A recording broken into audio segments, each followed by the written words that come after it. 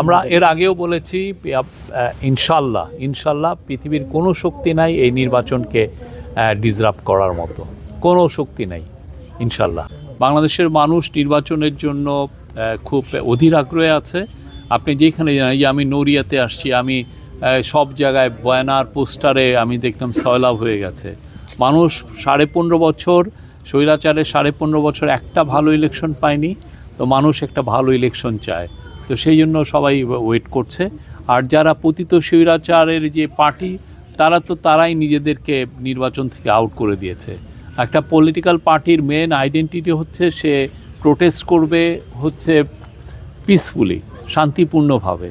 তো তারা কি করেছে? তারা পিসফুলি এটা না করে তাদের সরকার এবং তাদের কর্মীরা সবাই রাইফেল পিস্তল নিয়ে নেমেছে বাচ্চা ছেলেদেরকে খুন করার। এটা নেশায় মত্ত হয়ে গিয়েছিল। তারা ভেবেছিল যে আমরা অনেক লোককে খুন করলে এরা একবারে 15 বছর চুপ ছিল, আরও 15 বছর চুপ থাকবে। কিন্তু পুরো জাতি যে জেগে গিয়েছিল সেটা তাদের খেয়াল ছিল না। এখন ওরা নিজেদেরকে আউট করে দিয়েছে।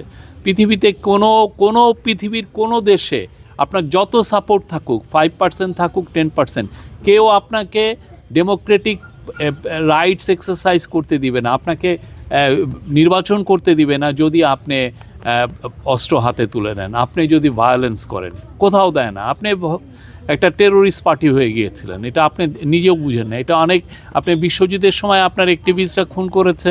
আপনার যখনই বড় আন্দোলন হয়েছে, আপনার মনে আছে বিএনপি একটা বড় আন্দোলনের ডাক দিলেই তারা নেমে যে মারামারি করতে, আওয়ামী লীগ যুবলীগের ছেলেমেয়েরা যে মতো। হেফাজতের সময় যখন 5-6 মেতে ওরা প্রোটেস্ট করতে এসছে, যুবলীগের ছাত্রলীগের ছেলেরা গোলাগুলি করেছে।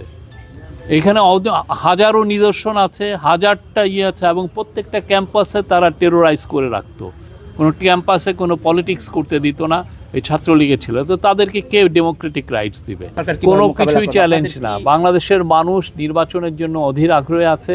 কোনো ধরনের কোনো চ্যালেঞ্জ কিছু না, কোনো ধরনের। আর যারা আইন শৃঙ্খলা অবনতি করার চেষ্টা করবে, আপনারা দেখেছেন কালকে আমরা কয়েকজনকে অ্যারেস্ট করা হয়েছে। যারা এটা করবেন, যারা আইন হাতে তুলে নেওয়ার চেষ্টা করবেন, কঠোর হাতে দমন করা হবে।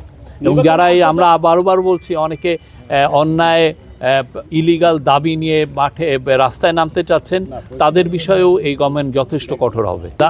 আর আপনি জানেন কালকে সচিবালয়ে 11 জনকে অ্যারেস্ট করা হয়েছে। এবং যারা এই যে এই অন্যায় আনলফুল অ্যাক্টিভিটিসে জড়িত ছিল, রংফুল কনফাইনমেন্টে ছিল, যারা সন্ত্রাসী কাজে জড়িত ছিল এবং ডিএমপি অ্যাক্টস যারা ভায়োলেট করেছেন, তাদের সবাইকেই আইনের আওতায় আনা হবে। আমরা সবাইকে আহ্বান করছি, যারাই ভালো অর্গানাইজেশন, যাদের রেপুটেশন আছে ইন্টারন্যাশনালি ইলেকশন অবজারভেশন করার, যাদের রেপুটেশনে, তাদেরকে আমরা আহ্বান করছি। তারা অনেকে আসছেন। আপনি জানেন ইউরোপিয়ান ইউনিয়ন আমাদের খুব ভালো বন্ধু, একটা পার্টনার। তারা একটা বড় ইলেকশন কমিশন অবজারভার টিম পাঠাচ্ছেন। আমরা নির্বাচন কমিশনকে আমরা যা ওদের অ্যাসিস্ট্যান্স লাগছে, যা সাপোর্ট লাগছে, আমরা সবগুলোই তাদেরকে দিচ্ছি। আমাদের সাথে তাদের একটা খুব ভালো ওয়ার্কিং একটা রিলেশনশিপ তৈরি হয়েছে। এবং আমাদের সরকার এবং নির্বাচন কমিশন দুইটা প্রতিষ্ঠানেরই মূল লক্ষ্য হচ্ছে জাতিকে একটা খুবই সুন্দর, free, fair, peaceful, credible, participatory একটা ইলেকশন উপহার দেওয়া।